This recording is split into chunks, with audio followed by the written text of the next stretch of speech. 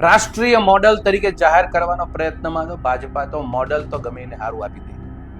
હવે સરકારની જે માનસિકતા ગણો કે સરકારની જે સમજ ગણો એ માત્ર એટલી જ છે કે સજીવ સૃષ્ટિને કેમિકલ યુક્ત ખાતરો કે દવાઓના વપરાશથી જે રીતે ખેતીમાં એ પાક ઉપર ઝેરની અસર આવે છે એ ખોરાક સ્વરૂપે કે પશુ પક્ષી કે પશુઓના આહારમાં જાય છે.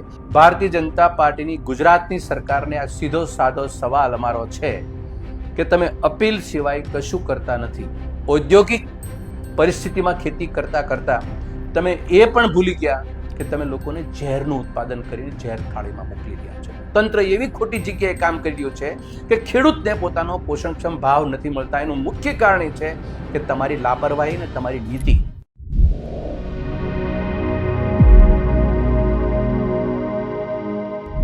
નમસ્કાર, તમે જોઈ રહ્યા છો ગુજરાત પ્લસ ન્યૂઝ અને હું છું મમલ. કોંગ્રેસ નેતા મનહર પટેલે સરકાર પર ગંભીર આક્ષેપો કર્યા છે. તેમણે જણાવ્યું કે વર્ષ 2016માં પ્રધાનમંત્રીએ ખેડૂતોની આવક 2022 સુધી બમણી કરવાની જાહેરાત કરી હતી, પરંતુ 2026 આવી ગયું હોવા છતાં ખેડૂતોની આવકમાં અપેક્ષિત વધારો જોવા મળ્યો નથી. મનહર પટેલના કહેવા મુજબ ખેડૂતોના ખેતી ખર્ચમાં વધારો થયો છે અને તેમની સમસ્યાઓ પણ વધી ગઈ છે.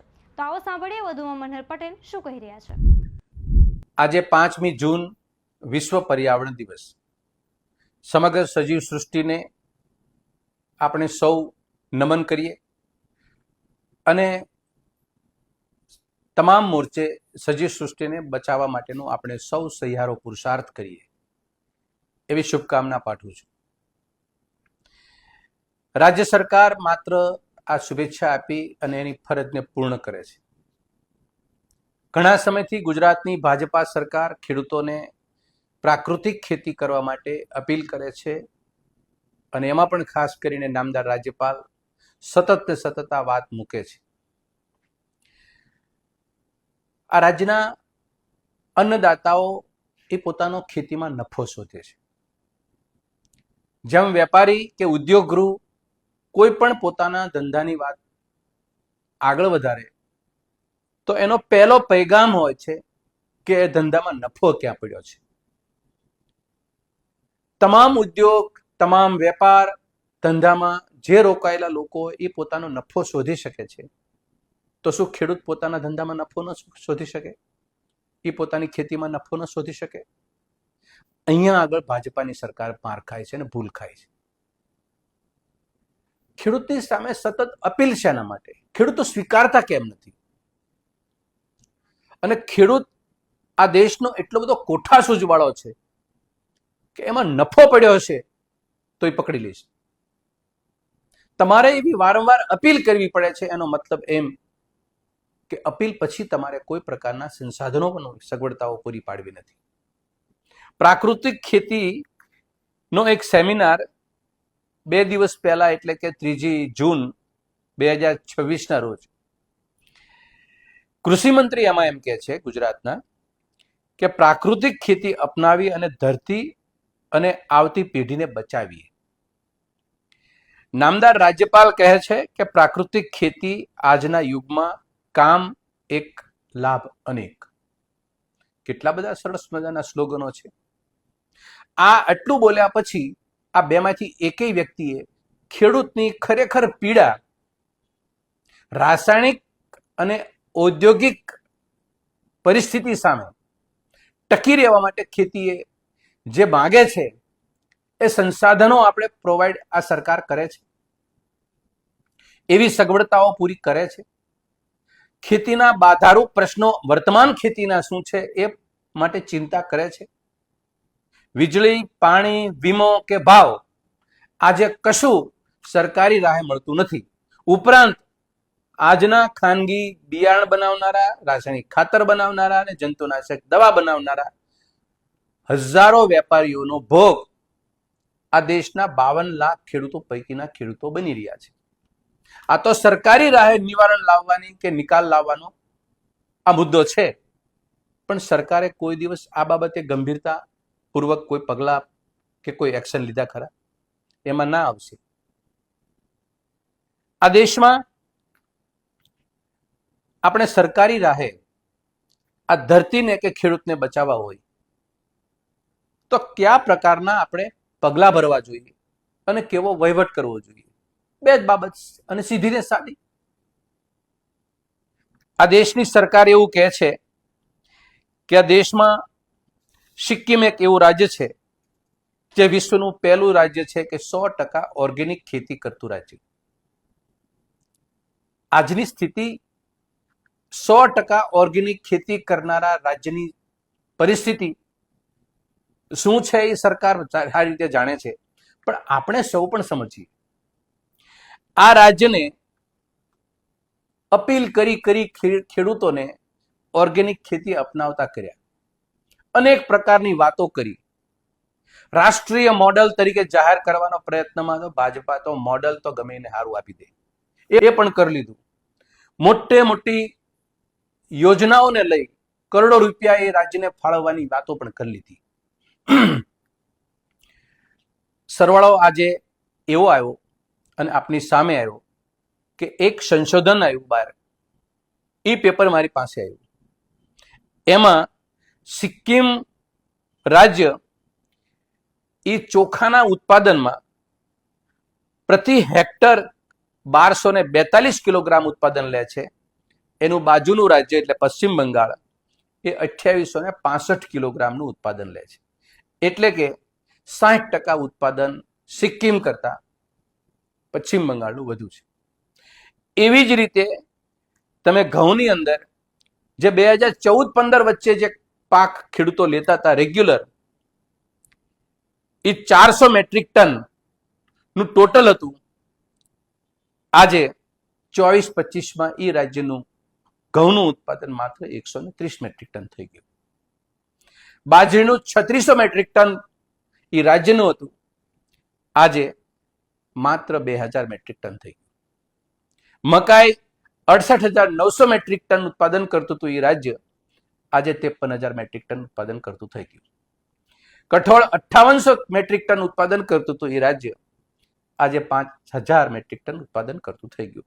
આમ ટોટલ આ 5 ક્રોપ એ અનાજ છે, રેગ્યુલર થાળીમાં આવનારું અનાજ. એ પોતાના રાજ્યની અંદર જ્યારથી ઓર્ગેનિક પદ્ધતિથી ખેતી કરતા ખેડૂતો થયા ત્યારથી આજે 41% ઉત્પાદન એ લોકોને ખેડૂતોને ઓછું મળ્યું. હવે સરકારની જે માનસિકતા ગણો કે સરકારની જે સમજ ગણો, એ માત્ર એટલી જ છે કે સજીવ સૃષ્ટિને કેમિકલ યુક્ત ખાતરો કે દવાઓના વપરાશથી જે રીતે ખેતીમાં એ પાક ઉપર ઝેરની અસર આવે છે, એ ખોરાક સ્વરૂપે કે પશુ પક્ષી કે પશુઓના આહારમાં જાય છે.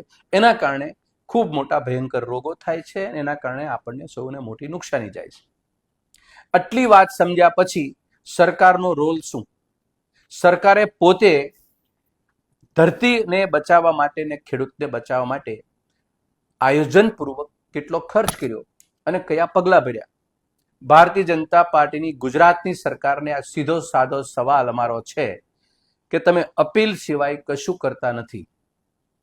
આજે 2 દિવસ પહેલા આપણને સૌને સમાચાર મળ્યા, 20 વર્ષથી જાપાનમાં વોટ પેપર સિસ્ટમથી આલ્ફાન્સો અને કેસર કેરી એક્સપોર્ટ થતી હતી. જાપાનીઝ લોકોએ અભ્યાસ કર્યો, ગુજરાત કે દેશમાં આવ્યા અને એ લોકોએ તારણ કાઢી અને સાયન્ટિફિકલી બેઝ ઉપર એને રીઝન બતાવ્યું કે તમારી કેરીની અંદર વધુ પડતા કેમિકલ અને જંતુનાશક દવાના વપરાશથી આ ઝેર ભરેલી કેરી છે, અમે ન ખાઈ શકીએ. હિન્દુસ્તાન ખાય તો ખાવા દો. આ તમારા એગ્રીકલ્ચર સિનેરિયો ઉપર, તમારા વહીવટ ઉપર આ એક તમાચો છે. જે દેશની અંદર એગ્રીકલ્ચર અને ખેતી પ્રધાન દેશ હોય, એ દેશની કોઈ પણ ઉત્પાદન એ વિદેશી ધરતી ઉપરથી પાછું આવે કે ન સ્વીકારે અને કોઈ કારણ બતાવે કે તમારી ખેતી ઔદ્યોગિક પરિસ્થિતિમાં ખેતી કરતા કરતા તમે એ પણ ભૂલી ગયા કે તમે લોકોને ઝેરનું ઉત્પાદન કરીને ઝેર થાળીમાં મોકલી રહ્યા છો. સરકારની કોઈ આ બાબતમાં આ દિશામાં કોઈ પ્રકારના કાર્યક્રમો કરવાની કોઈ માનસિકતા નથી, માત્ર અપીલ. એના કરતા એક બીજી વાત કરું, ખેડૂતોની વર્તમાન ખેતી જે છે આજની તારીખે તમારે સરકારે એમ બોલવું પડે છે કે અમારે તમને રેગ્યુલર કોઈ પણ ક્રોપના ભાવ નથી મળતા એટલે એને ટેકો આપવો. ટેકો આપવો એટલે મતલબ કે એને સહાય કરવી, એટલે તમે ટેકાના ભાવ જાહેર કર્યા. આ શરમજનક બાબત છે કે તમારી સરકારને ખેડૂતને પોષણક્ષમ ભાવ રેગ્યુલર માર્કેટમાં નથી મળતા એટલે ટેકો આપવો પડે છે. એ ટેકો આપવો પડે છે એ તમે ઐતિહાસિક ઢોલ તમે ટીપો છો. ટેકો એ તમારી સરકારની સંપૂર્ણ નિષ્ફળતાના ભાગે ટેકો આપો, મદદ કરો તમે. એટલે મદદ કરવી એનો મતલબ એમ કે તમારું તંત્ર એવી ખોટી જગ્યાએ કામ કરી રહ્યું છે કે ખેડૂતને પોતાનો પોષણક્ષમ ભાવ નથી મળતા. એનું મુખ્ય કારણ એ છે કે તમારી લાપરવાહી ને તમારી નીતિ. કેવી રીતે નીતિ? જીએસટી તમે તગડા મારી દીધા ઇનપુટ્સ ઉપર. ખેડૂત ખાનગી વેપારીઓથી જે આર્થિક નુકસાન ભોગવે છે તે વેપારીઓને કંટ્રોલ કરી શકતા નથી. આ બીજી બાબત. ખેડૂત માગે ત્યારે એને રાસાયણિક ખાતર કે કોઈ પણ પ્રકારની સવલત જે ઇનપુટ છે એ સમયે મળતું નથી. આ બીજી બાબત. પાણી અને વીજળી એ પુરવઠો છે, એ પુરવઠો તમે ખેડૂતોને સમય આપી શકતા નથી અથવા તો વ્યાજબી ભાવે આપી શકતા નથી. આ ત્રીજો ચોથો મુદ્દો. અને પાંચમો મુદ્દો, તમે ઉદ્યોગને વીમો આપો, ખેડૂતોને તમે વીમો નથી આપતા. એટલે આપતકાલીન પરિસ્થિતિની અંદર ખેતી નિષ્ફળ જાય તો ખેડૂતો બરબાદ થઈ જાય, સહાય તરીકે તમે ટુકડો ફેંકો એમ ફેંકો છો. એ પણ 52 લાખ ખેડૂતોને ધ્યાનમાં લઈ નહીં. આ મેં વાત કરી તમારી રેગ્યુલર ખેતી પણ માઇનસમાં જાય છે, તો પ્રાકૃતિક ખેતી કરનાર ખેડૂતને તો 40% ઉત્પાદન ઓછું આવ્યું તો 40%નું ભરણું તમે કરવાના છો. રેગ્યુલર ખેતી માટે તમે પ્રધાનમંત્રી 2016માં બોલ્યા હતા. શરમજનક બાબત છે, આજે પણ દેશની ઇતિહાસના પાના ઉપર પડી છે કે અમે અમારી સરકાર 2022 પહેલા આ દેશના અન્નદાતાઓની આવકને બમણી કરી દઈશું. સાહેબ, ખર્ચા બમણા થયા, પ્રશ્નો બમણા થયા, મુસીબત બમણી થઈ અને તમારી લાપરવાહીથી ખેડૂતના પરિઘમાં તમામ પ્રશ્નો ખેતીને સોંપી દીધા. તો બમણી આવક થઈ કે પ્રશ્નો બમણા થયા, એને ખર્ચ બમણા થયા. ખેડૂત પોતે આત્મહત્યા કરતો થઈ ગયો. પણ તમને 2022 ને બદલે 26 થયું. તમે એ સંશોધન ન કરી શક્યા કે અમે ક્યાં ભૂલ ખાધી હતી 2016માં બોલવામાં કે 22 સુધી પણ ખેડૂતોની આવક તો બમણી ન થઈ, પણ 26માં પણ બમણી ન થઈ. એટલે સરવાળે પ્રાકૃતિક ખેતી બાબતનો મારો આ જે અભ્યાસ અન્નદાતાઓને, સરકારી તંત્રને અને સરકારને કહેવા માંગુ છું, ખેડૂતોને તમે કોઈ પણ અપીલ કરો છો, એ અપીલ માત્રથી ખેડૂતો કોઈ પણ વસ્તુ તમારી સ્વીકારશે નહીં. કારણ કે તમારી મનસા એટલી મેલી છે અને તમારા વહીવટ એટલા વિરુદ્ધ દિશાના છે. ખેડૂતોની વિરુદ્ધ દિશાના વહીવટ છે. દાખલા તરીકે આ રાજ્યની અંદર 1800 મેટ્રિક ટન પેસ્ટિસાઇડ ઉત્પાદન થાય છે. એ પણ ચાઇનાથી આવતું કેમિકલ, નબળું, હલકું અને સસ્તું, એનાથી પેસ્ટિસાઇડ બને છે. જંતુનાશક છે દવા, એના ફેક્ટરી અત્યારે ધમધોકાર ચાલે છે. પોલ્યુશન કંટ્રોલ બોર્ડની વિપરીત દિશામાં કામ કરે છે. એવું ઉત્પાદન થાય છે, એને તમે કંટ્રોલ નથી કરી શકતા, એને બંધ કરાવી શકતા નથી. એક બાજુ તમારું પેસ્ટિસાઇડનું ઉત્પાદન ચાલુ છે, બીજી બાજુ ખેડૂતોને તમે એમ કહેશો પ્રાકૃતિક ખેતી તમે અપનાવો. આ બે વિરુદ્ધ દિશાની બાબત છે. અને શરમજનક બાબત તો એ છે કે આ રાજ્યની સૌથી મોટી પેસ્ટિસાઇડ દવા, જંતુનાશક દવા બનાવનારી કંપની એટલે યુનાઇટેડ ફોસ્ફરસ લિમિટેડ. 2019ની અંદર ભારત સરકારે ઝેર ઓકીને તમારું ઝેર આપવાનું, ઉત્પાદન કરવાનું, તગડા નફા લેવાના અને એમાંથી ચૂંટણી ફંડ લેવાનું, એના બદલામાં એને પદ્મ વિભૂષણ નામનો ખિતાબ આપે છે પાર્લામેન્ટને, ભારત સરકાર. એટલે આ બે દિશા ખેડૂતોએ સમજવાની જરૂર છે કે ખેડૂત સામે માનસિકતા જે સરકારની છે એ રેગ્યુલર ખેતી પણ નફાકારક નથી, તો 40% ઉત્પાદન ઓછું આપનારી પ્રાકૃતિક ખેતીનો વળતર કઈ દિશામાંથી ખેડૂતને આપી શકશે? આ હિસાબ સરકાર અમને આપે તો ખેડૂતોની ખેતી, પ્રાકૃતિક ખેતી અપનાવવા માટે પણ ખેડૂતો કોક તૈયાર થાય. ટૂંકમાં મારી વાત છે કે ઉદ્યોગકારો અને વેપારીઓ પોતાના ધંધામાં નફો શોધે છે, એને બધા અધિકાર છે. ખેડૂતોને પોતાની ખેતીમાં નફો શોધવાનો અધિકાર કેમ નહીં?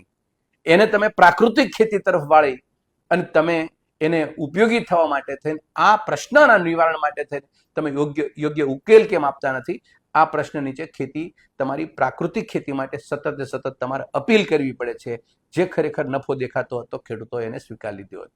સરકારને મારે વિનંતી છે, 41% ઉત્પાદનનો ઘટાડો પ્રાકૃતિક ખેતીમાં થાય છે, એનો જવાબ આપે.